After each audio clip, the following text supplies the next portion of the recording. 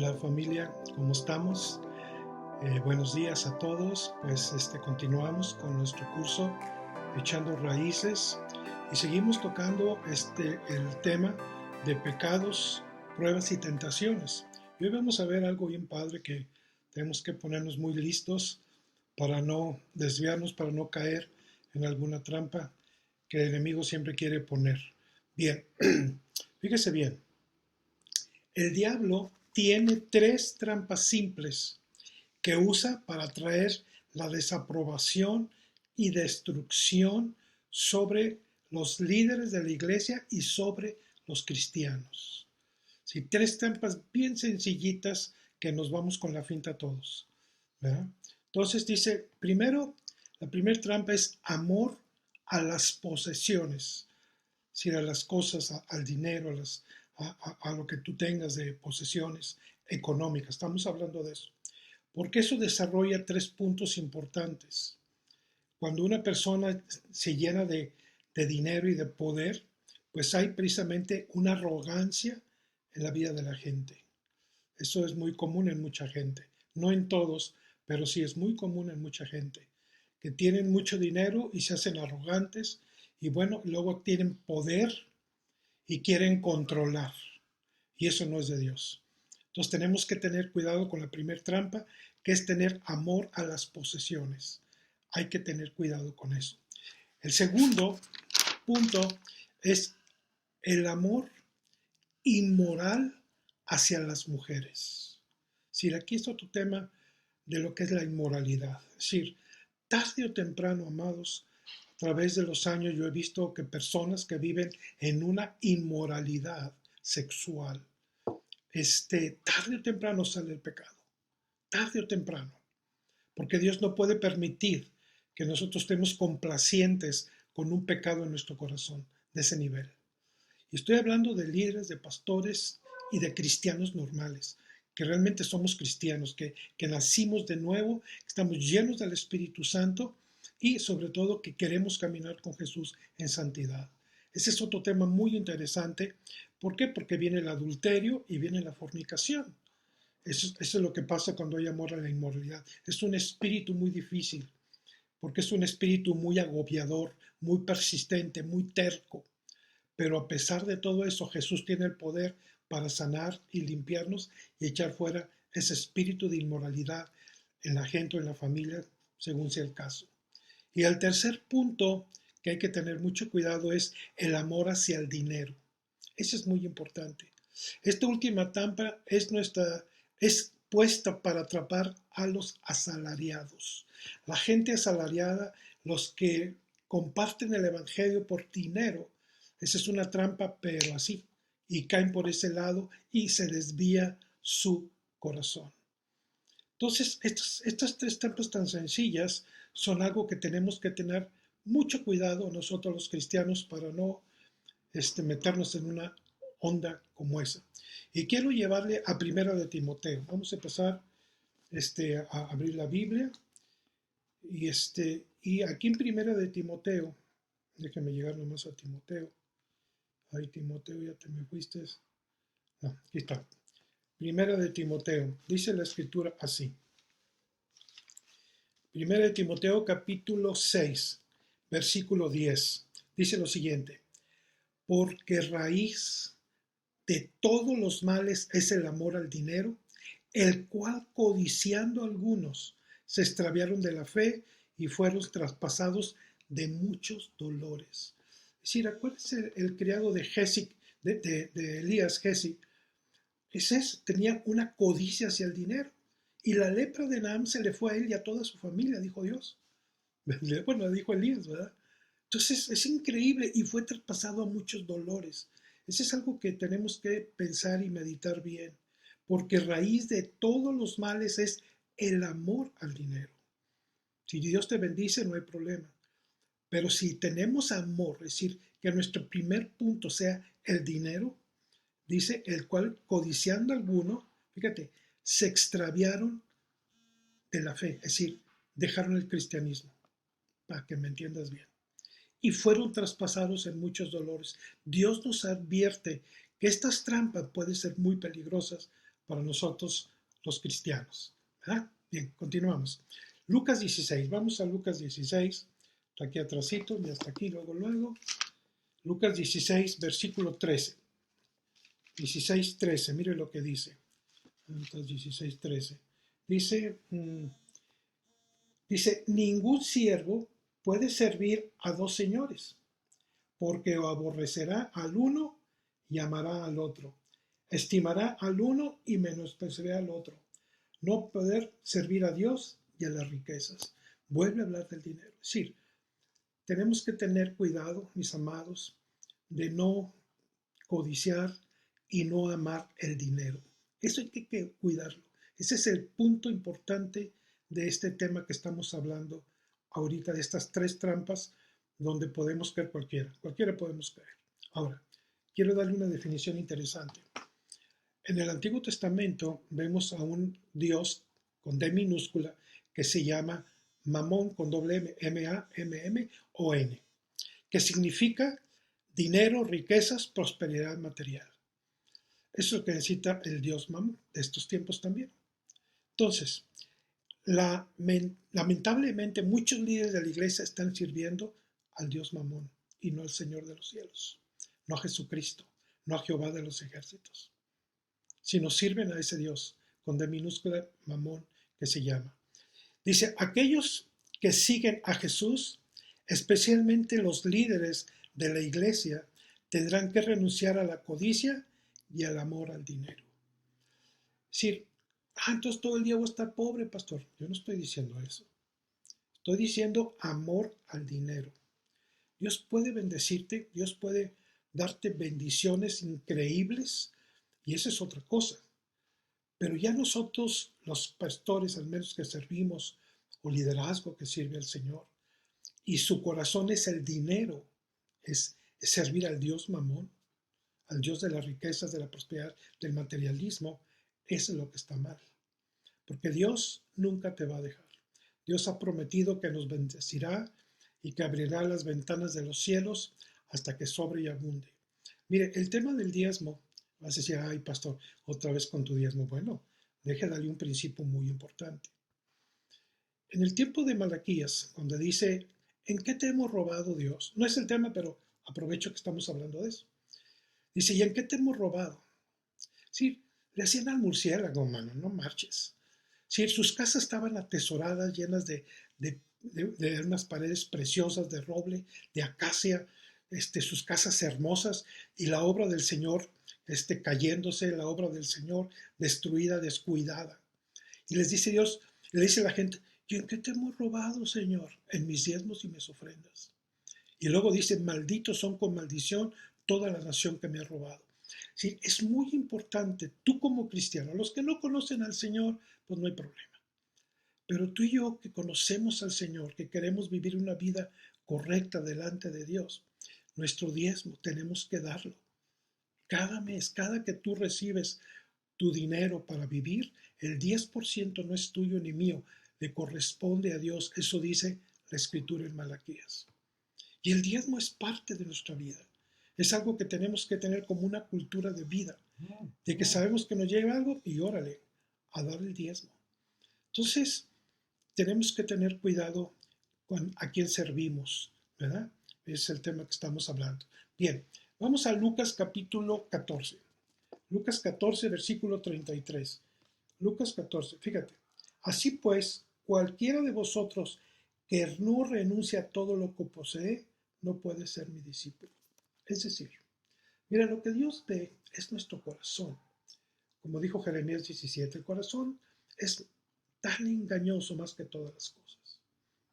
Entonces, cuando yo entendí este principio, yo le dije al Señor junto con mi esposo y mis 5 hijos, les dije, bueno Señor, ok, todo lo que yo tengo te pertenece y te lo entrego, es tuyo. Yo solamente voy a administrar lo que tú quieres que yo administre. Y le entregué todo. Sí, yo no me agarré de algo, no, pues es mío y lo voy a pelear a muerte. No, simple y sencillamente es de él y él sabe lo que hace con lo que él tiene. Pero hay que entregarle todo lo que nosotros, sobre todo si tenemos amor a posesiones, a riquezas o ese tipo de cosas. Dios te puede bendecir porque Dios lo que lo que hace es bendecir nuestro corazón. Mira, Salomón no le pidió a Dios dinero, no le pidió poder, no le pidió nada. Solamente le pidió sabiduría para guiar a su pueblo. Y como recompensa que su corazón en ese momento estaba correcto delante de Dios, dice que no hubo otro hombre más rico en toda la tierra que este hombre. Ve, ahí está la cosa. No se trata, Dios sabe nuestro corazón, sabe tu necesidad, sabe mi necesidad y no nos va a dejar porque Él es fiel. ¿Verdad? Entonces eso es lo que dice aquí, voy a leérselo otra vez, Lucas 14:33. Así que cualquiera de vosotros que no renuncie a todo lo que posee, no puede ser mi discípulo. Mire, tenemos que entender esto. El diezmo es una parte de obediencia a la palabra de Dios. Yo conozco gente, he conocido tanta gente que le cuesta dar el diezmo. Yo fui uno de ellos. Yo me pongo primero. A mí me costaba. Es más, yo le dije, yo no voy a darle a ese gringo en aquel tiempo, ¿verdad? Mis diezmos. Pues, bien que me cuesten, bien que trabajo, pues cómo lo voy a andar dando. Pero yo sé que mi esposita debajo del lago se los daba. Eso ya lo sabía yo. Pero me hacía también el murciélago. Pero yo en el corazón batallé para dar al principio, porque no sabía los principios de la Biblia que nos habla de la prosperidad y la bendición. Entonces, por eso, batallé con eso. Pero ya después que entendí bien y que me cayó el 20 y que empecé a ver la mano de Dios cuando yo daba y cuando mi familia daba al Señor, wow, dije, wow, Señor, gracias, es cierta tu palabra. Ahí se la dejo, nomás. Bien, Primera de Timoteo. Otra vez vamos a Primera de Timoteo y vamos a leer el versículo 3. Primera de Timoteo 3:3. Dice lo siguiente. A ver, espérame. Sí, 1 Timoteo 3:3. Bueno, no, espérame, ando fuera de onda. Sí. Así es que en 1 Timoteo 3:3 dice lo siguiente. Dice, no dado al vino, no pendenciero, no codicioso, de ganancias deshonestas, que habla de dinero, sino amable, apacible, no avaro, es decir, no, ya sabe de dónde, sino ser un dador alegre. Eso es lo que Dios quiere. Pero estas son características de los requisitos que tenemos que cuidar muchísimo en nuestra vida cristiana, ¿verdad? Y luego en Lucas 16, otra vez, si me acompaña a Lucas 16, vamos a ver aquí Lucas 16, versículo 11. Dice lo siguiente, pues si en las riquezas injusta no fuisteis fieles, ¿quién os confiará lo verdadero? Híjole, es un versículo, pero bueno, que a mí me hizo recapacitar mucho y de pensarlo. Se lo quiero leer otra vez, 16:11 de Lucas. Pues si en las riquezas injustas, es decir, cuando son injustas nuestras riquezas, que no son correctas, vamos, eso es lo que hablo. Dice, no fuimos fieles. Dice entonces, dice, no somos fieles, ¿quién nos confiará lo verdadero? Si nuestras riquezas injustas no somos fieles, todo dice, es una pregunta, ¿quién os confiará el verdadero? Lo verdadero. ¿Me entiendes? Entonces no es fácil. Si hay que entender este versículo, está muy interesante este versículo, de que si no damos en las injustas, nos quedamos con todo. Dice, ¿quién te va a justificar en lo verdadero? Entonces no te puede dar lo verdadero. Eso es lo que está diciendo este versículo. Es que hay que tener cuidado con esto, mis amados, de la gana, del diezmo, que es parte de la cultura del reino de los cielos, para que se ponga usado. Bien, fíjense, las verdaderas riquezas realmente que tenemos nosotros, se los voy a enumerar, son los dones espirituales que fueron dados por el Espíritu Santo. Esa es una riqueza increíble. Dice, también las virtudes que Dios nos ha dado a cada ser humano. Cada ser humano tiene virtudes increíbles. Luego, la unción para predicar, esa es otra riqueza que tenemos nosotros en la vida. Es la unción para predicar el Evangelio de Cristo. Y la unción es a través del Espíritu Santo, no del conocimiento, de la unción, de la palabra rema que el Espíritu Santo nos puede dar cuando compartimos el Evangelio. Y luego la unción de enseñar. Hay unos maestrazos de la palabra que mis respetos, yo no soy maestro, ¿verdad? Pero mis respetos que conocen la Biblia, que wow, no digo yo, wow, qué cabeza. Yo no tengo tanta capacidad para eso. Pero bueno, hay maestros increíbles. Esa es una riqueza que tenemos. La riqueza de sanar a la gente a través de la sangre de Jesús, a través del nombre de Jesús. Todo eso está padrísimo. Y mira, y eso te lo dice en Mateo. Vamos a Mateo, capítulo 6, versículo 33. Mira lo que dice, dice, mas buscar primeramente el reino de Dios y su justicia, y todas estas cosas me serán añadidas. Es decir, no hay que estar buscando las riquezas, esas te van a llegar si tú te metes, si yo me meto a buscar el reino de los cielos, a empezar a poner por obra lo que dice la palabra de Dios en mi vida. Si no estamos buscando perfección, que quede bien claro. Estamos caminando por fe, por lo que dice la Biblia, por lo que dice Dios en su palabra. Eso es lo que caminamos, con nuestros tropiezos, con nuestro carácter, nuestra falta de paciencia, con tantas cosas que nos faltan, ¿verdad? Pero tratamos, esa es la cosa. Entonces, buscar primeramente el reino de Dios y justicia son las que te acabo de mencionar. Los dones del Espíritu Santo, las virtudes, la unción para predicar, la unción para enseñar, la unción para sanar enfermos, la unción para echar fuera demonios. Eso es el reino de Dios, esa es la cultura del reino. Dice, buscar eso primero. Dice, y todo lo que tú y yo necesitamos nos va a empezar a llegar así como añadidura, bien padre. Me decía, ay, si ya no me bendigas tanto, pues te van a alcanzar, quieras o no, porque es un principio del reino, ¿verdad? Ok, continuamos. Fíjate, la oración ordenada y reclamar por fe. Ok, estamos en el mismo tema, ¿eh? De las cosas que nos pueden hacer caer a cualquier persona. Estamos hablando, déjame regresar porque no. Estamos hablando de pecados, pruebas y tentaciones. Esto que vamos a tratar hoy es un tema muy interesante, pero muy interesante, porque a veces decimos versículos fuera de contexto y de ahí nos agarramos. Y vamos a empezar. Mire, tenemos que ser muy diligentes respecto al ordenar y reclamar por fe cualquier cosa que podamos desear. Es decir, bueno, vamos a seguir. Hay peligro en una enseñanza que implique que podemos poseer cualquier cosa que pidamos si tenemos suficiente fe. Este es un error. Aquí es donde empieza esto, se lo voy a repetir. Hay peligro de una enseñanza que implique que podemos poseer cualquier cosa que pidamos si tenemos suficiente fe. Eso es muy peligroso. Y ahorita vamos a ver todo esto. Hay personas que toman un versículo y lo aíslan como base de su enseñanza o doctrina fuera de contexto de la Biblia. Por ejemplo, vamos a ver aquí dos ejemplos muy interesantes. Dice, algunos dicen que Jesús nos enseñó a que podamos tener cualquier cosa que queramos.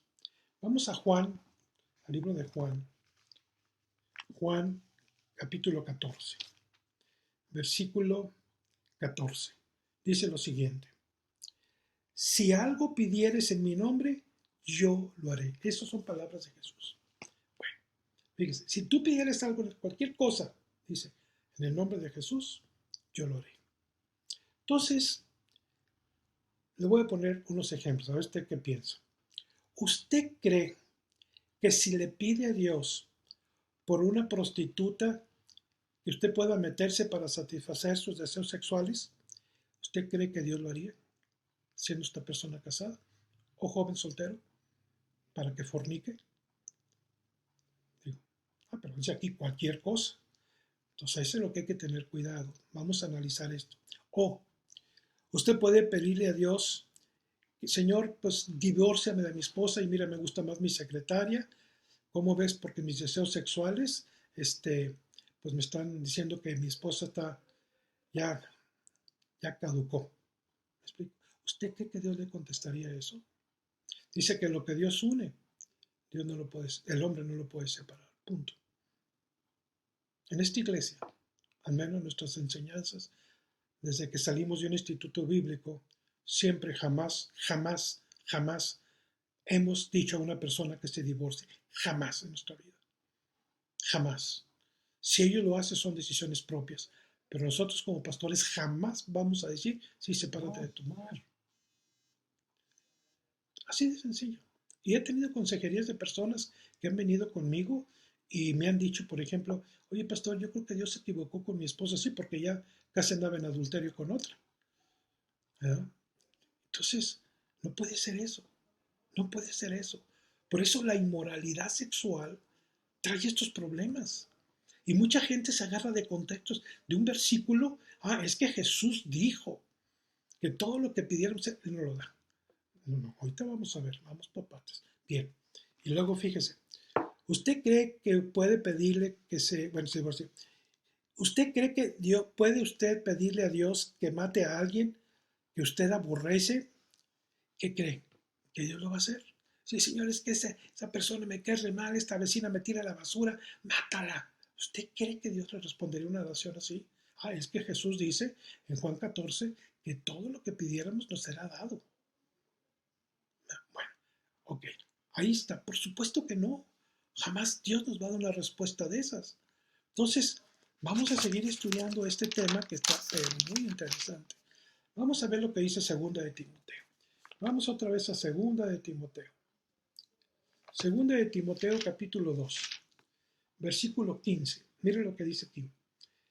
Procura con diligencia presentarte a Dios aprobado, como obrero que no tiene de qué avergonzarse, que usa bien la palabra de verdad.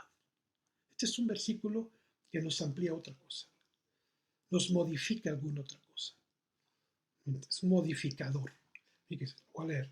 Procura con diligencia presentarte a Dios aprobado, aprobado. Entonces usted cree que si yo le estoy pidiendo a Dios que mate a mi vecino porque me cae regordo, tiene que responderme Dios. Pues no, dice, fíjate lo que dice aquí, procura con diligencia presentarte a Dios aprobado como obrero que no tiene de qué avergonzarse, que usa bien la palabra de verdad. Entonces vamos a seguirle.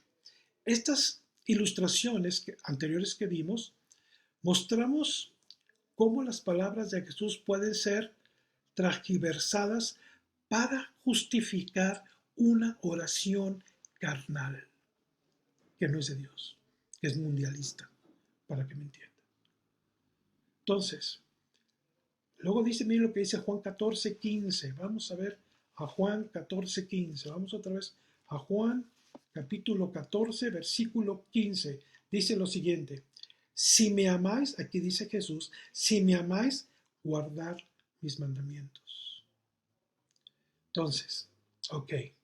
Dice, si le amamos, nunca pediremos por algo contrario a la voluntad de sus mandamientos. ¿Cuál es el segundo mandamiento? Amarás a tu prójimo como a ti mismo. Entonces, pero es que Jesús dice, a ver, vamos a seguir, ¿se no entendió? A veces tomamos versículos que desean interpretar y buscamos esos versículos, dice, y interpretados, y buscamos otros más en la Biblia sobre el mismo tema, tratando de ajustarnos a nuestros deseos. Y no es así, no es así. Sí, necesitamos todo el consejo de Dios en su palabra para poder saber de qué está hablando la Biblia. No agarrarnos de un solo versículo fuera de contexto y agarrarlo a nuestra manera que queremos hacer las cosas. Ni más. Hay que hacerlo conforme a todo el contexto de la palabra. Fíjese, cuando colocamos los versículos juntos tenemos todo el consejo de Dios. Mire, acompáñenme al libro de los Hechos. En Hechos capítulo 20, capítulo 20, 27, la Biblia dice lo siguiente. Porque no he rehuido anunciarnos todo el consejo de Dios. Todo el consejo de Dios. Entonces, ¿qué quiere decir con eso, pastor? Por ejemplo, Vamos a Santiago. Santiago habla tocante a la oración. Vamos al libro de Santiago. Está después de Hebreos. Vamos al libro de Santiago. Aquí está Santiaguito, aquí está. Vamos a Santiago capítulo 4. Ok. Del 2 al 4 vamos a leer. Del 2 al 4. Dice, codiciáis y no tenéis. Dice, matáis y ardéis de envidia. Y no podéis alcanzar. Combatid, luchad, pero no tenéis lo que decís porque no pedís. A ver. Pero es que Juan 14:14 dice que todo lo que pidamos a todo nos lo dará. Bueno, todo el consejo de Dios hablando de la oración, fíjate lo que dice. Bueno, vamos al versículo 1 de 4. Dice, ¿de dónde vienen las guerras y los pleitos entre vosotros? ¿No es de vuestras pasiones las cuales combaten vuestros miembros? Y lo dice el 2, codiciamos y no tenemos. Matamos y ardemos de envidia contra la gente y no podemos alcanzar nada. Combatimos, luchamos, pero no tener lo que nosotros tenemos, porque no pedimos. Dice, pedís y no recibís, porque pedís mal, para gastar en vuestros pecados, en vuestros deleites. Ah, caray. Entonces aquí hay le podemos llamar un modificador de Juan 14:14. Dice, cuando hay ese tipo de envidias, de codicias, de que matamos y todo eso, y no recibimos y luchamos y no nos llega. Porque estamos pidiendo mal. Dice, no recibimos porque pedimos mal para gastar en vuestros deleites o en nuestras concupiscencias, nuestros pecados, en lo que nos gusta del mundo. Eso es lo que está diciendo el libro de Santiago. Y no agarrar un versículo, es que Jesús dijo que todo lo que pedimos nos lo dará, y a sacarlo fuera de contexto. Hay que tener todo el consejo de Dios, de la palabra, para ver qué es lo que está hablando Dios, ¿verdad? Y luego dice, otros oran con los motivos erróneos para satisfacer los pecados carnales. Mire, Primera de Juan, vamos a Primera de Juan. Primera de Juan capítulo 5. Dice la siguiente, 5, 14 y 15. 14 y 15. Y esta es la confianza que tenemos en Él, que si pedimos alguna cosa conforme a su voluntad, Él nos oye. Y si sabemos que Él nos oye, en cualquier cosa que pidamos, sabemos que tenemos las peticiones que le hayamos hecho. Caray, este ya no es Juan 14:14. Fíjate cómo dice, Voy a repetir el 14. Si esta es la confianza que tenemos en Él, que si pedimos alguna cosa conforme a su voluntad, no a nuestra voluntad, no hasta los deseos carnales. Mire, le voy a decir algo importante. Una vez me llegó ya se lo dije una persona que, varias veces, ¿no? O a veces ya agarras a las personas en pecado, un pecado inmoral, y se la llevan, pues, no pasa nada, siento bien, está oculto tu corazón, no está correcto delante de Dios. Déjame decirte esto, tu corazón no es correcto delante de Dios. Porque tarde o temprano, ese pecado te alcanza. Y está en el libro de Números. El pecado nos alcanza un día. Por eso tenemos que tener un corazón abierto a Jesús, arrepentido, lavado por la sangre de Cristo, confesando los pecados a Él, que Él es fiel y justo para perdonarnos. Pero hay gente que yo veo que están con un pecado de esos inmorales y ya viven como si... y no es así, amados. Tenemos que tener temor y temblor. Porque en una situación de esas, que no alcancemos a arrepentirnos, al infierno vamos. Y sin tocar baranda. Hay que cuidar nuestro corazón. Hay que cuidar nuestro corazón en esto. Entonces luego dice 15, y si sabemos que Él nos oye, es decir, yo sí sé que me oye mis oraciones, ¿verdad? Sé que me oye mis oraciones. Dice, cualquier que pidamos, sabemos que tenemos las peticiones que le hayamos hecho. ¿Qué versículos? Entonces, mis amados, hay que tener cuidado con agarrar versículos fuera de contexto, ¿verdad? Es como la gente dice ahorita, pastor, pero el Nuevo Testamento no habla de los diezmos. Pues si no das los diezmos, menos das lo más que... El Nuevo Testamento es dar más allá de los diezmos. Es dar más allá de los diezmos. Acuérdate, Hechos, los apóstoles vendían sus propiedades, daban más que su diezmo. Vendían sus propiedades para la iglesia primitiva, la primera iglesia, para darles a todos de comer y estar todos en un nivel impresionante. Pero Dios dice, bueno, ok, dame aunque es el diezmo. Sí, es que ya el Antiguo Testamento no funciona. Dice, estas cosas, en 2 de Corintios, dice, y estas cosas fueron escritas para que tú y yo no cometamos los mismos errores que ellos. Para eso fue escrito el Antiguo Testamento.